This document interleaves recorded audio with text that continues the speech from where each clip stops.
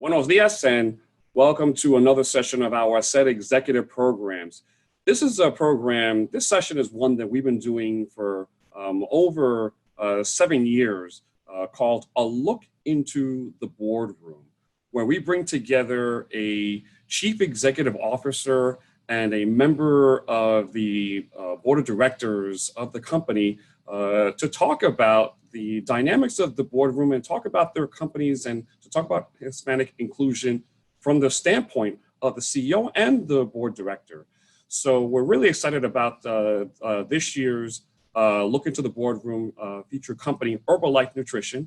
And to begin the Look into the Boardroom session, bringing him back for the second consecutive year from the Wall Street Journal. He is the editor of professional news, Stephen Wisnefski. Stephen, it's all up to you. Thank you so much. Thank you, Sid. It's a pleasure to be back with everyone this year. I'm sorry it's not in person, but we will no doubt have a stimulating discussion here virtually, nonetheless. I'm pleased to be joined by John Agwunobi, who's the chairman and CEO of Herbalife Nutrition. He took on that role in March of this year, so thrown right into the fire with the pandemic and other challenges that we're facing in the economic environment.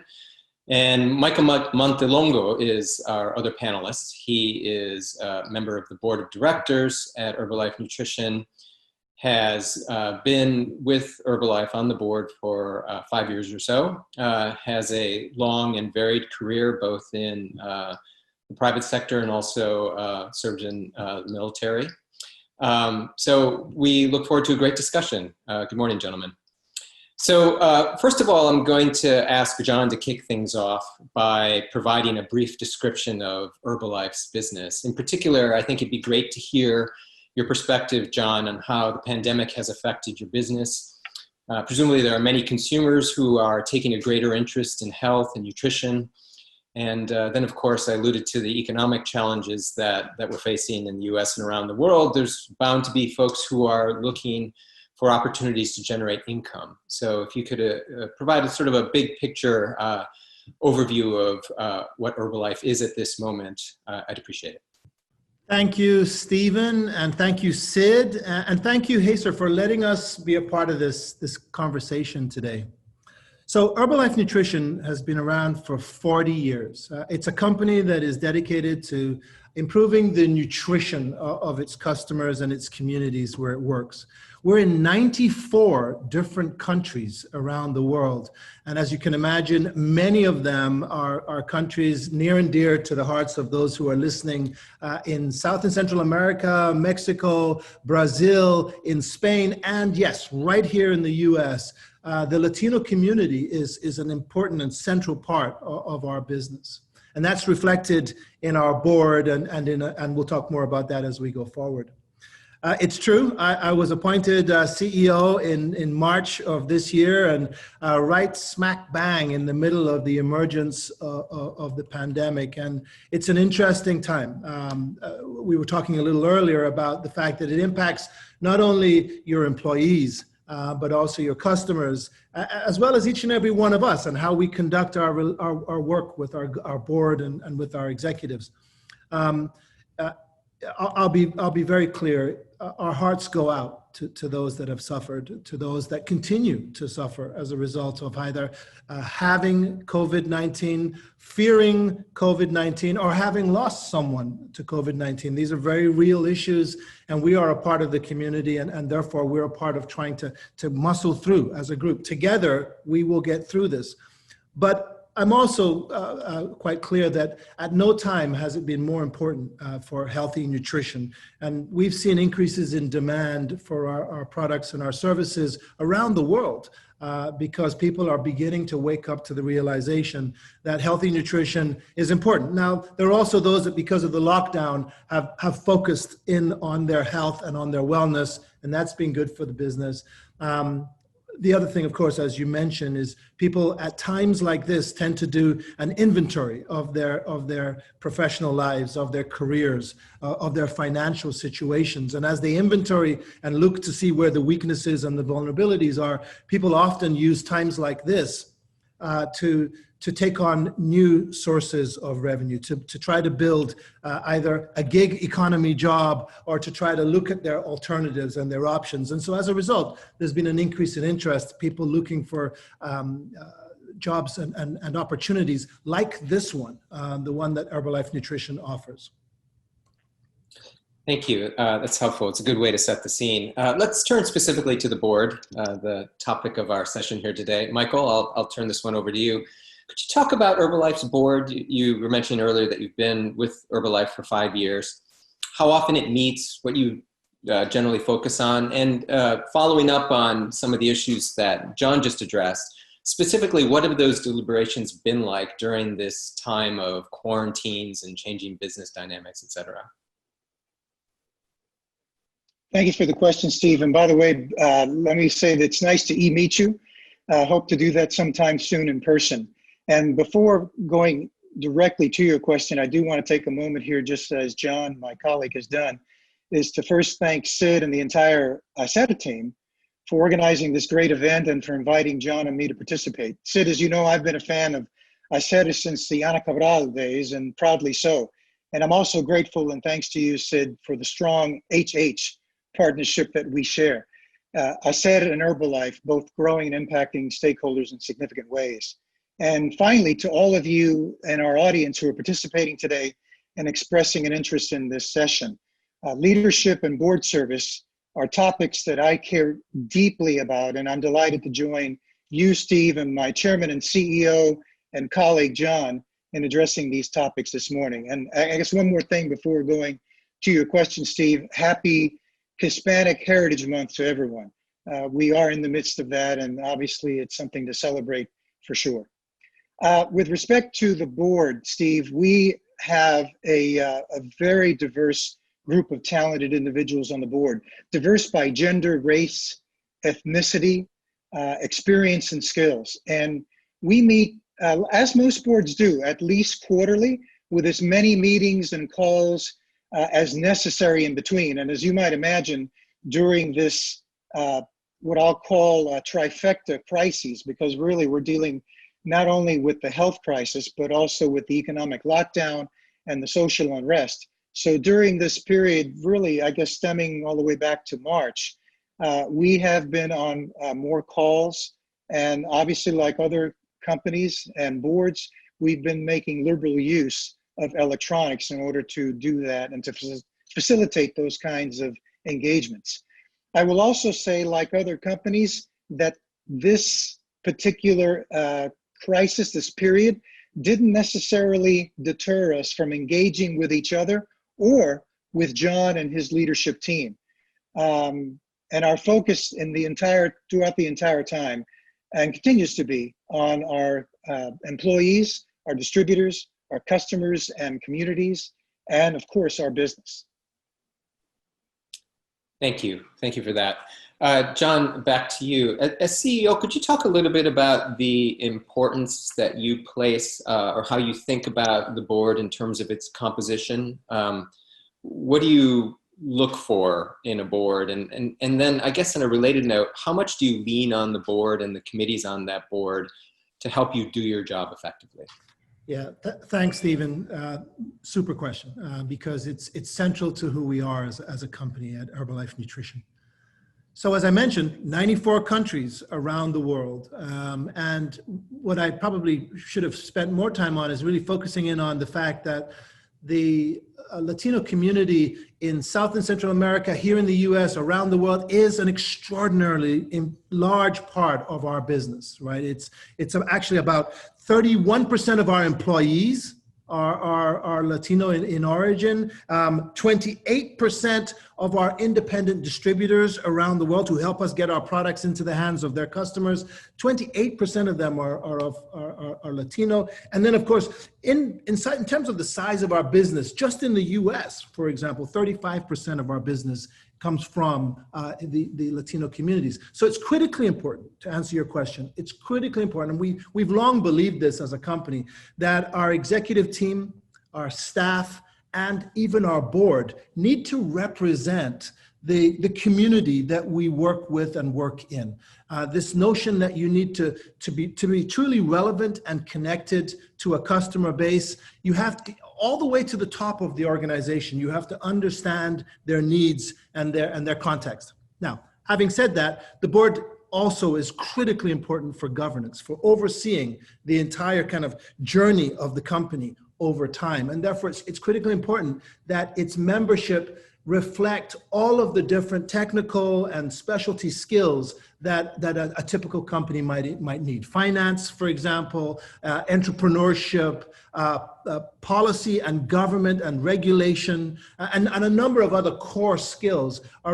Product, for example, and product development are really, it's really important that the board understand all of the different kind of aspects of managing a company like this so that they can offer guidance, informed guidance and insightful kind of input into the management team as they oversee the work of the team. We're fortunate in our company, 5 of our 13 board members are of Hispanic heritage. And within that group, 2 of them are female. And they come from vastly different backgrounds in terms of their own professional careers in a way that kind of helps build what I think is one of the best boards I've ever had the pleasure of working with.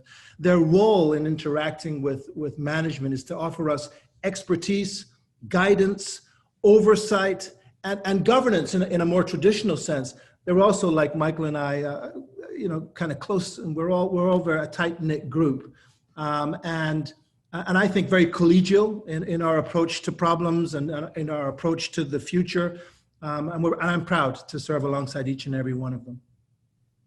John, just a quick follow-up. How much interaction did you have with the board in your previous role as head of health and nutrition?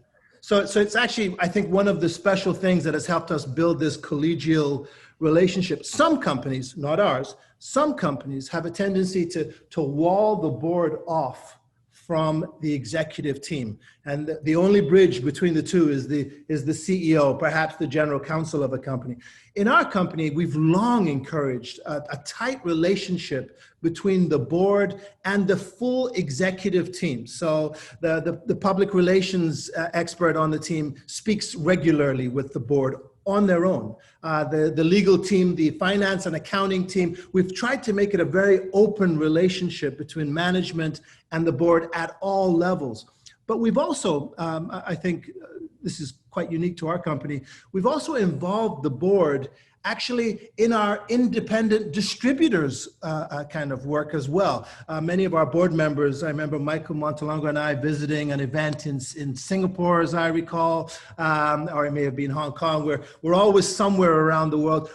Our board regularly is invited to participate in our distributor events around the world. And so they also have a relationship with the distributors. And in fact, a number of our senior distributors serve on our board of governors.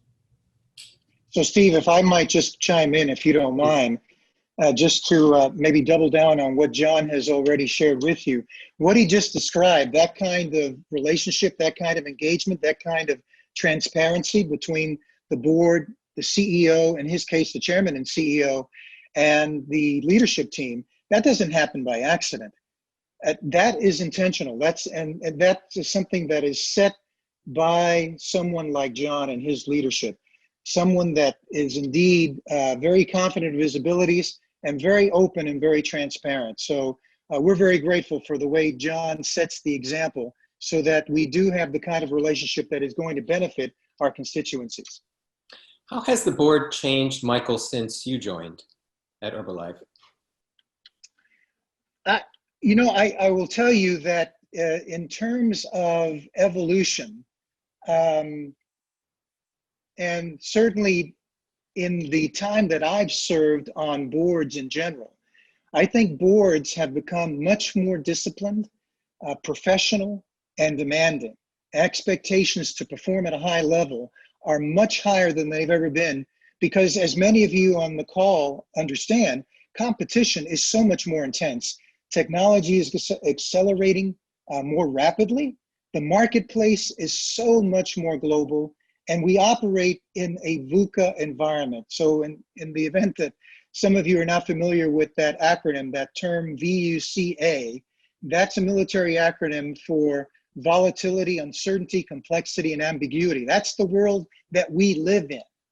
And in my view, I believe these are trends that are going to persist and intensify over time and require, frankly, as we look forward to perhaps projecting what the future of boards may be looking like, I think it's going to require a higher standard of leadership in the boardroom, manifested by those who are unfazed and unnerved by the VUCA environment, as a for instance, who refuse to panic or be overwhelmed or immobilized, who exercise, like John as an example, calm and thoughtfulness before acting, who slow down long enough to really determine what's needed, who are not consumed by the efficient and urgent, but focus instead on the effective and the important, and who are internally guided, and this is really important, internally guided by a firm North Star and purpose, and who are open and authentic and inspire credibility and trust.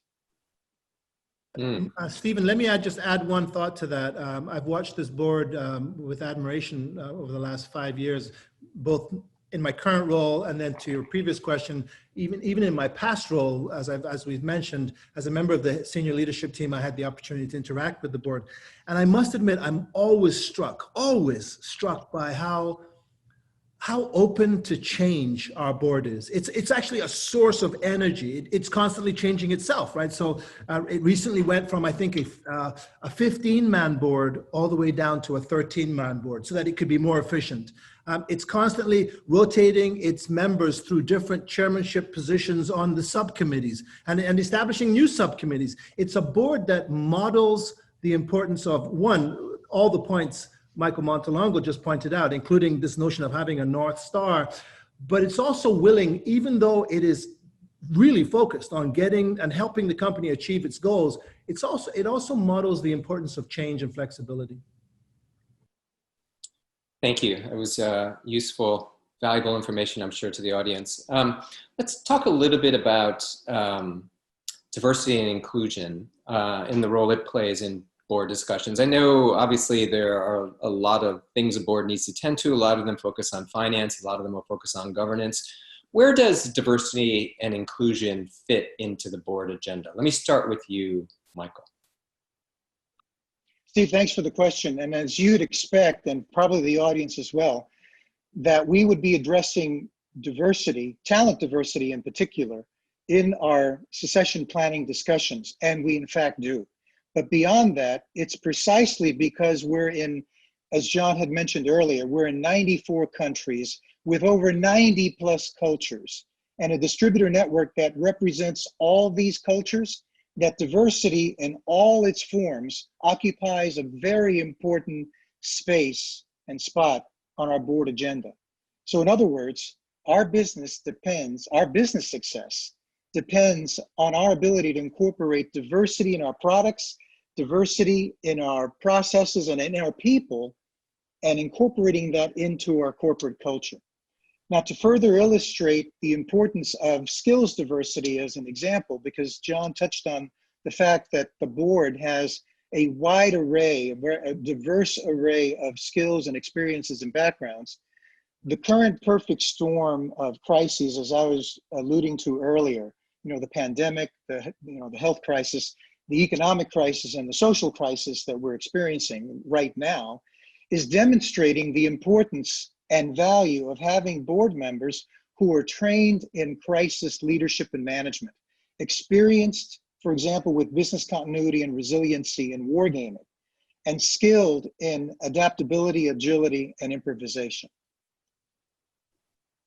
Thank you. I'll just add, I mean, because he points it out, I don't know that a lot of people realize this, but the 17th Surgeon General of the United States, Dr. Richard Carmona, a gentleman of Latino heritage, is a member of our board, a long-standing member of our board. And you can only imagine how useful his expertise must have been during the pandemic. Just a follow-up question on some of the issues or the points that Michael was making a moment ago, John.